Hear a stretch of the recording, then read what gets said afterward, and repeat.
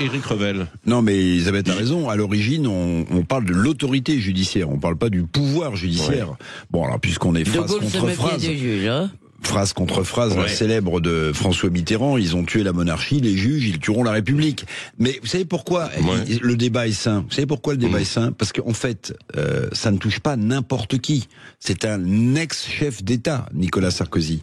Donc évidemment qu'on aime ou qu'on n'aime pas la personnalité de Sarkozy, qu'on aime ou qu'on n'aime pas l'action politique qu'il a menée, c'est pas, voilà, pour la classe politique française, pour le pays, c'est quand même un tremblement de terre, si vous voulez, cette décision qu'on considère avec des arguments posés, qu'elle est justifiée ou pas, c'est un tremblement de terre. Au moment où le couple exécutif en France n'a jamais été aussi faible. Moi, je le redis, Emmanuel Macron est ailleurs et le Cornu est nulle part, si vous voulez. Donc on a un pilier central qui s'effondre, le statut du chef de l'État. Et on a un couple exécutif, si vous voulez, à cause des fiascos accumulés par Emmanuel Macron, qui est nulle part. Donc oui, on a une société démocratiquement malade. Je vous donne juste évidemment, c'est très difficile de parler de la justice, parce qu'en réalité, les tribunaux sont tous différents, les juges sont différents, mais il n'empêche que vous avez eu récemment quelques affaires. Par exemple, ces agresseurs de policiers, ils n'ont pas jeté un caillou, ce sont des lyncheurs de policiers qui sont ressortis libres. Donc si on considère que la justice est rendue en notre nom. Oui, mais ils n'ont pas été encore condamnés. D'accord. Mais l'ancien président a été condamné, lui. D'abord, il a été condamné en première instance, premièrement, donc son droit de recours est très légèrement... Oui, mais vous avez beaucoup de gens condamnés en première instance sur des affaires criminelles et qui sont en prison en attendant. Il y a des critères, pardonnez-moi, Patrick. Non, mais pardonnez-moi, il y a des critères. Risque de récidive, risque de récidive, risque de non-présentation que la présidente a d'ailleurs exclu. Donc, la réalité, c'est que les critères qui consistent quand même à protéger la société. Et je vous rappelle, vous me dites, est-ce qu'il est normal qu'il y ait des débats sur la justice? Les jugements sont rendus au nom de qui?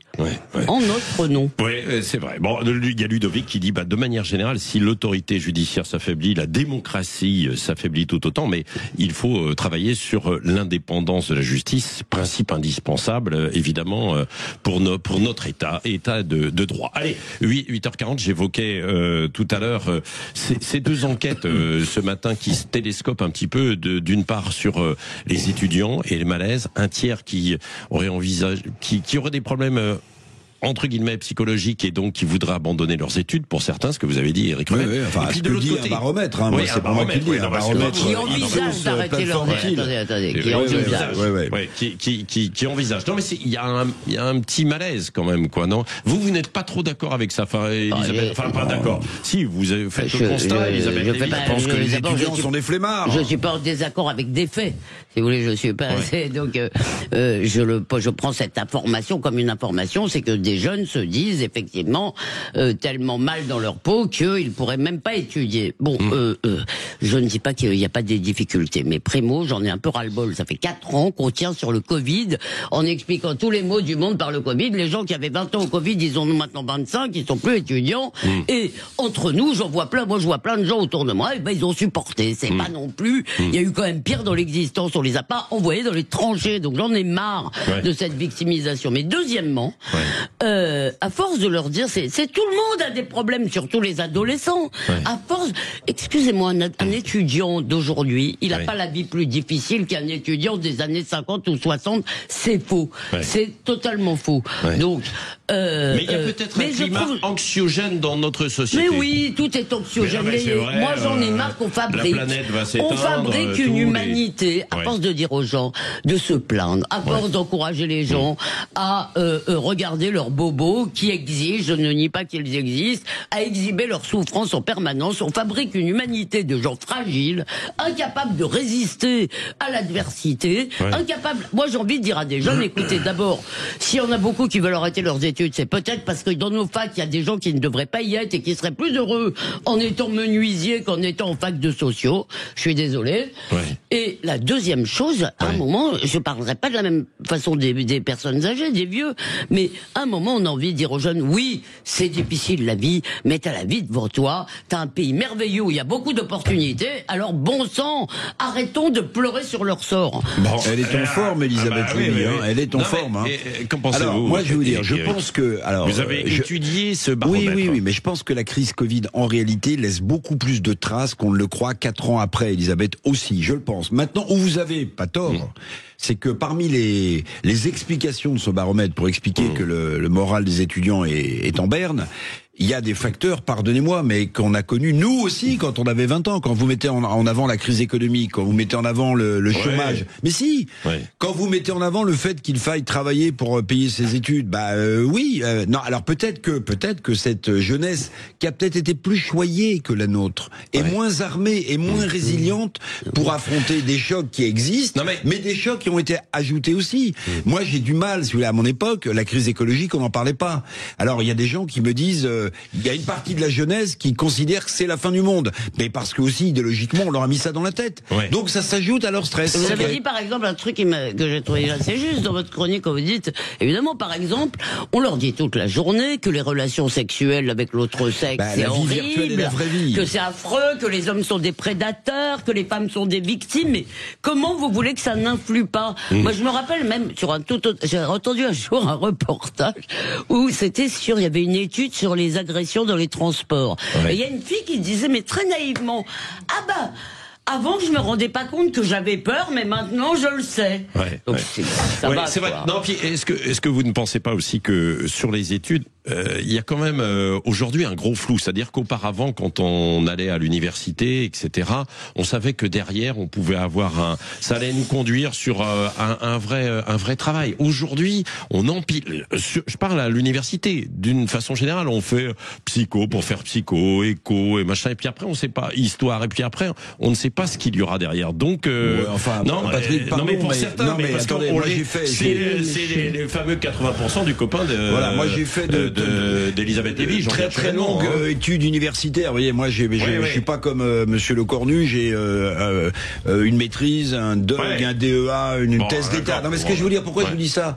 Parce qu'en réalité, vous aviez des filières déjà à mon époque, quelle que soit la fac où vous étiez, qui étaient totalement bouchées. On savait très bien qu'un sociologue, il aurait beaucoup plus de difficultés à trouver un stage, un job. Ça a toujours existé, pardon. Non, mais Patrick a raison. Il y a des formations impasse totales. Vous savez, il y a ce livre de Peter Turkin qui explique en fait que la surproduction d'élite est un problème. On a fabriqué des bataillons d'universitaires, qui sont pas au niveau, 2 dont on n'a pas besoin. Et donc, c'est pour ça, vous avez raison Patrick, je crois que cette illusion, comme vous l'avez dit, lancée par mon copain Jean-Pierre, vous voyez que j'ai beaucoup d'affection d'ailleurs, au bac était vraiment une énormité, puisqu'on a évidemment amené le bac au niveau d'une génération, et surtout, aucune société n'a besoin de 80% d'universitaires. Non, allez, dans un instant, on continue. Vous allez répondre, mais on va aller aussi sur l'autre sujet, évidemment, l'explosion de la solitude extrême chez les personnes âgées. Vous témoignez, 0826 300 300. Le Grand Matin Sud Radio, 7h-10h, Patrick Roger. Les vieux ne bougent plus, leurs gestes ont trop de rides, leur monde est trop petit. Du lit à la fenêtre, puis du lit au fauteuil, puis du lit. Bon, et pourtant, les personnes âgées sont de plus en plus en forme. En tout cas, elles vivent de plus en plus tard avec le vieillissement de la population. Il y a cette étude ce matin, on en a parlé, sur la solitude extrême des personnes âgées. Il y a 1,5 million de personnes âgées qui ne voient jamais ou quasiment jamais leur famille. Alors, certains n'en ont pas, et même pas forcément aussi des amis. Avant que vous réagissiez, Elisabeth Lévy et Eric Revel, témoignage au 0826 300 300, c'est Sylvie qui est avec nous. Bonjour Sylvie. Bonjour à toute l'équipe. Bonjour Sylvie. Bonjour. Vous êtes infirmière, je crois, hein? Non, moi j'ai été aide à domicile. Aide à domicile, pardon. Voilà.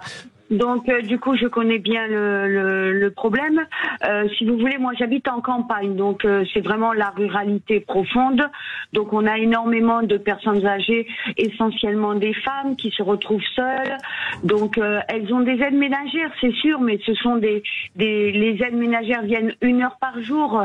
Donc elles viennent, elles font le ménage. Mais vous avez les personnes âgées, elles sont là toute la journée. Comme le dit Brel, c'est du fauteuil au lit, du lit au fauteuil. Elles ne voient personne, il n'y a pas d'activité. Le problème, c'est qu'en fait, il n'y a aucune association qui leur permette d'avoir des activités, par exemple les amener chez le coiffeur, les faire se rencontrer. Et puis ça coûte aussi, ça coûte de l'argent. Ce sont des femmes qui n'ont pas de grosses retraites, puisque la plupart du temps, ce sont des femmes d'agriculteurs. Donc en fait, c'est une misère totale. Et elles sont contentes quand elles vous voient. Et elles sont contentes quand elles vous voient passer, justement, quand vous venez pour aide-soignante ou aide ménagère aussi, qui existe, et ça leur fait effectivement une visite, quoi, dans la journée, hein, Sylvie. Tout à fait, mais voilà, le problème c'est que c'est 1 heure, vous vous rendez pas compte, 1 heure, ça peut passer vite. Et puis l'aide ménagère, elle est là, elle fait le ménage, elle arrive, elle fait le ménage, elle repart. Donc il y a pas de discussion, il n'y a pas on se pose. Alors que les aides ménagères, elles font le maximum, mais bon. Et puis ça va très vite parce qu'on a beaucoup de personnes âgées, donc on travaille de 7h du matin à 18h le soir. Donc vous voyez, on n'a pas le temps de se poser non plus. Non, ça c'est ça c'est vrai. Merci pour votre témoignage, Sylvie, Éric Revel et Elisabeth Lévy. Et puis il y a d'autres témoignages. 0826 300 300, vous pouvez appeler. Hein. Oui, Éric. Vous avez tout à l'heure posé la question et évoqué l'une des solutions possibles avec le représentant des petits frères des pauvres. Il y a quelques expériences comme ça qui sont tentées, c'est de regrouper ces générations. Vous savez, dans certains EHPAD, dans certaines résidences pour personnes âgées, vous avez des jeunes, alors qui sont pas en coloc avec des personnes beaucoup plus âgées, mais en tout cas qui vivent à proximité, et donc vous avez à la fois un échange d'expérience entre une personne plus âgée et un jeune qui n'aurait pas le moral, par exemple, c'est vrai. Et vous avez la possibilité pour la personne âgée d'égayer un peu sa journée grâce au contact de générations plus jeunes. Et je trouve que ça, c'est un vrai sujet. C'est un lien entre les deux sujets qu'on évoque. Et même l'idée, je sais pas, moi ça m'est déjà arrivé d'en parler avec des copains. On s'est dit, quand on sera vieux, on se fera une sorte de kibbutz entre nous, quoi. On essaye d'habiter avec des copains. On essaye de se faire une coloc. Pour ça, il y a des résidences. Non, mais c'est vrai. Une coloc de vieilles dames et de vieux monsieur indignes. Non, mais alors, Elisabeth, ça existe. Non, mais attendez, ça existe avec des résidences spécifiques. Des résidences Domitis ou autres. Je ne vais pas faire de la pub spécialement, mais j'entendais le patron de Domitis ce week-end, là, qui racontait ça. C'est-à-dire qu'il y a des personnes, à un moment donné, elles se disent, j'en ai marre d'être toute seule chez moi, je vais dans cette résidence et je vais pouvoir alors mon idée était de le faire avec des gens, de choisir les gens, de faire une sorte de communauté de hippies troisième âge, vous voyez. Mais moi je voulais dire une autre chose, parce que évidemment d'abord moi je connais personne qui s'occupe pas de ses parents, donc je ne sais pas. Je suis très non mais d'accord, je n'en connais pas autour de moi, je ne connais que des gens qui jonglent, qui voilà, c'est difficile évidemment pour beaucoup d'entre nous, c'est compliqué, mais surtout je suis frappé par une chose, c'est que, et là je parle pas simplement d'économie, c'est que la retraite pour les gens est devenue une espèce de symbole, une espèce de nirvana qu'on atteindrait à un moment. Or, je constate que pour beaucoup de gens, la retraite, c'est un sentiment d'inutilité sociale. S'ils n'ont pas par ailleurs une grande vie sociale, amicale, familiale, etc., ils en tirent un sentiment de superfluité. Ma mère, voilà, que je salue, elle a travaillé, elle était pharmacienne, elle a travaillé jusqu'à 85 ans. C'était pas, évidemment qu'elle était crevée, mais je vous assure que et tout le monde ne peut pas le faire. Ce que j'essaye de dire, c'est que faisons attention à ce fantasme de la retraite qui serait le début du bonheur. Marie-Alice est avec nous au 0826 300 300, infirmière libérale justement en milieu rural. Bonjour Marie-Alice. Oui, bonjour. Bonjour. Vous constatez ou pas cette explosion de l'isolement ? Ah oui, d'autant plus que le milieu rural, on a de moins en moins de médecins, hein, vous n'êtes pas sans le savoir, on a une véritable désertification.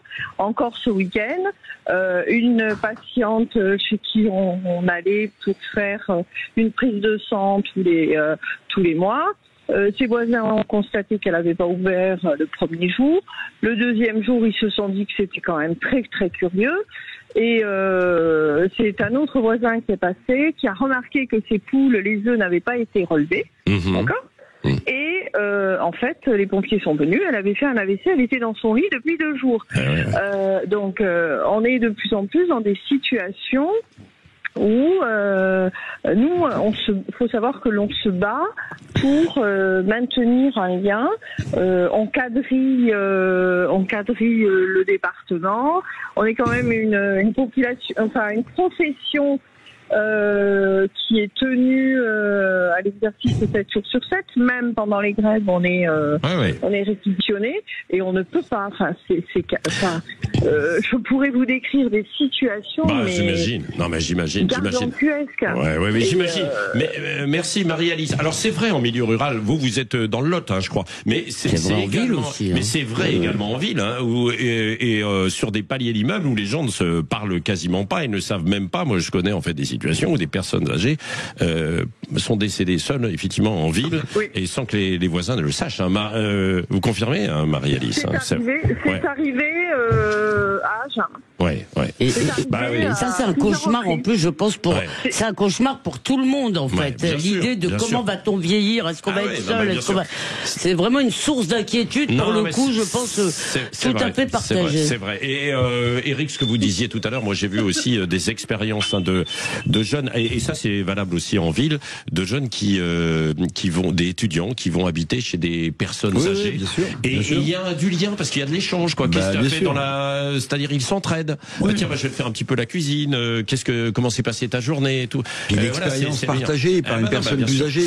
Allez, c'était intéressant. Vous pouvez continuer de réagir si vous le voulez. 0826 300 300. Merci Marie-Alice, Sylvie. Vous continuez d'appeler dans La Vérité en face dans un instant autour de tous les sujets d'actualité.